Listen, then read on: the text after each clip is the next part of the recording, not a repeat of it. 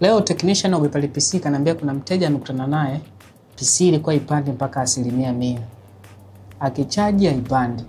Shida ni nini? Wakawa wanahangaika. Kumbe shida ni setting kwenye BIOS. So kama na wewe PC yako haipandishi mpaka 100%, make sure umefanya hizo setting ili iweze kupanda mpaka 100%. Unachotakiwa kufanya katika PC yako, let's do this. Make sure umeshare hii video, umesave na follow account kwa tech kama hizi. Kwenda kwenye BIOS kwenye HP, nenda kwenye power on button, ibonyeze alafu bonyeza F10. Continuous kama hivi. Hapo itakuwa tayari. Utakuja kwenye advanced hapa, kubonyeza hii key 1 2, nenda advanced, alafu utakuja